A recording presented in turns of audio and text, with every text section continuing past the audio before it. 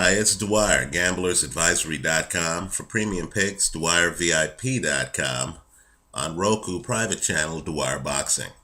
Remember, the opinion you should follow should be your own. Just consider this video to be a second opinion from a complete stranger online. In a nod to Marco Rubio, let me just wet my throat. All right. There is a fight coming up. It's on ESPN. I think you can get value in this fight, even though it's not listed in most sports books. It's unclear as I make this video what the betting line is on this fight. It is unbeaten Comanche boy, and he's taking on grizzled veteran Delvin Rodriguez. Why do I think you can get value? Because Delvin Rodriguez is coming off of a loss in a fight that he lost by several rounds. Now, at the time, he was fighting a fighter who wasn't that well known. Certainly wasn't as well known as he is now. And that fighter is 154-pound champion Austin Trout. Since beating Rodriguez, Austin Trout went on to, in my opinion, dominate Miguel Cotto. Right? I believe the boxing public is catching on to the fact that Austin Trout is one of the best fighters in his weight range. Right? Well, let's talk about Austin Trout against Delvin Rodriguez. What happened in that fight? Understand that Austin Trout is a southpaw, and he's slick. He bends at the waist. He has hand speed. He operates behind a jab. He's excellent defensively. He doesn't stick around too long for you to hit him. He sets traps, right? He comes inside. He's trying to have you lunge at him so he could hit you with very hard counters. He's been in the ring with better fighters than advertised. He used to be the sparring partner for Sergio Martinez. You won't see Martinez on his official record, but just understand Austin Trout has spent several rounds in the ring with the middleweight champion, right? Austin Trout also works behind one of the sport's busier jabs. Austin Trout keeps you working. You can't lunge in on him. Simply put, he is a very tough matchup. Now, Delvin Rodriguez isn't going to find that kind of complexity when he hops in the ring against Comanche boy.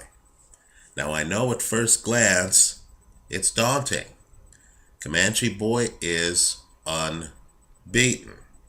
He also has a minor belt, which he won by first round KO. He is a KO puncher. But, and let's remember, the devil is always in the details. Comanche boy isn't elusive.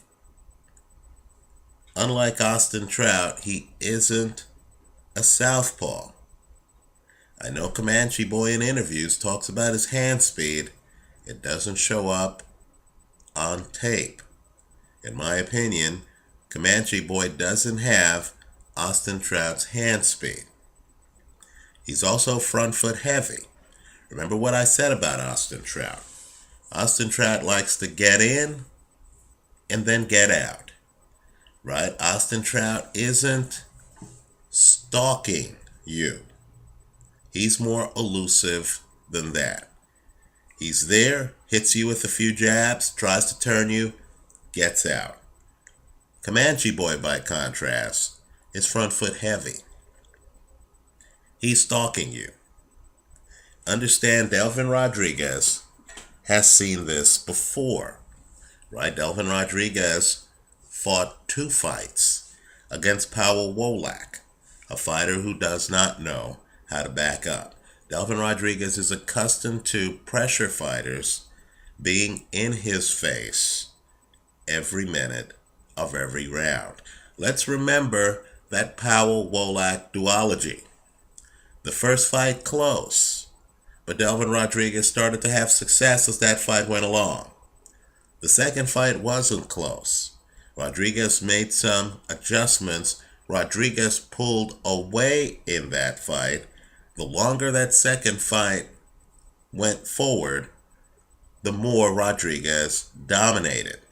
Right? Once Rodriguez solves the puzzle and figures out your pattern of aggression, once he figures out how you're trying to get inside, he makes adjustments. In fact, he makes you pay. He has you walking into his jab. Now here, Comanche boy doesn't jab his way in.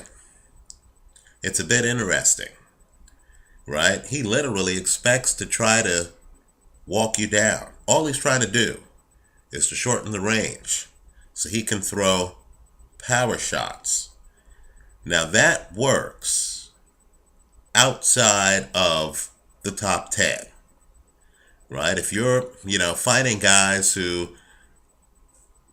aren't elite fighters, aren't world ranked fighters, then you can do certain things to set up your power shots. But you've got to be kidding me if you think Delvin Rodriguez is going to be there taking pictures, just watching Comanche boy try to come inside. He's going to be throwing jabs himself. He's going to be throwing volume back at Comanche boy. Comanche boy is going to have to do something he hasn't done. He's actually going to have to get around a jab on the way inside. And I just don't see the upper body flexibility to allow him to do so. If you don't work your way in, or at least try to, if you don't have a bounce to try to bounce your way in, or if you can't work behind a jab where you're throwing a jab, keeping a guy busy with the jab, and then you're coming in with other punches, you're in for a long night. Despite the record, the unbeaten record, despite the minor title, despite the fact that Delvin Rodriguez is coming off of a loss, I like Delvin Rodriguez in this fight, right? Delvin Rodriguez, quite frankly, is a world-class fighter who, in my opinion, has fought the best, has fought tough matchups, and has had some very bad decisions. The Rafael Jacowicz decision in Poland, I think that's debatable. I think you need to look at that fight yourself, score the fight for yourself. He easily could have won that fight. I think that these two guys have followed very different paths. I think Comanche boy has fought competition that, let me be diplomatic, is outside of the top 10. It's unranked competition. By contrast, Delvin Rodriguez has literally been fighting former champions, right, in tough venues. As I said before, he fought Rafael Jacowicz in Poland. He's been traveling around the world, literally taking on tough guys. The Austin Trout fight, understand Austin Trout had a title at the time, a world title. He had beaten Canelo's brother. At the time these two guys fought, people in boxing knew Austin Trout was a very tough matchup. Austin Trout, as I make this video, remains unbeaten, right? The public was not aware of how good Austin Trout was at the time of that fight. And of course, as I said earlier, Austin Trout brings slickness from a left-handed stance behind a jab with foot speed that's very hard to deal with. So I'm expecting Delvin Rodriguez to bounce back here. I like him in this fight over Comanche boy. If I were going to hedge the play, I'd take Delvin Rodriguez to win, hedged against Comanche boy by knockout.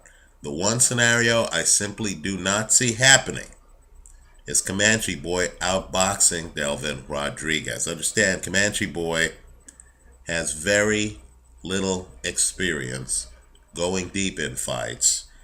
Very recently, Comanche boy was still fighting 6-round fights, right? As a boxer, in my opinion, he isn't on par with Delvin Rodriguez. As a puncher, perhaps. But let me also say this too. Comanche Boy needs a wind-up to deliver his power shots, right? This is not a Keith Thurman type of short, built-in leverage puncher, right? He needs a wind-up. Now, sometimes that's ineffective because the veteran sees the big punch coming, sees the wind-up, and knows how to get out of the way. Other times, it's very effective. You remember Ken Norton from the 1970s. Sometimes the angle is so confusing that it throws off a veteran who's expecting the punch from a certain angle, and the punch has an extra loop in it. Here, I think it's the former, not the latter. I think Comanche Boy is going to find that he has a hard time getting behind Delvin Rodriguez's jab. And then I believe when he starts trying to throw bombs, he's going to find that Delvin Rodriguez is too slick and is not going to be sticking around to get hit with anything hard. But if you want to hedge the play, I like Delvin Rodriguez to win the fight, hedged against Comanche Boy by KO. Let me hear from you. Leave your comments for me here online. Visit us at gamblersadvisory.com and on Roku at Dwyer Boxing. Thanks for watching.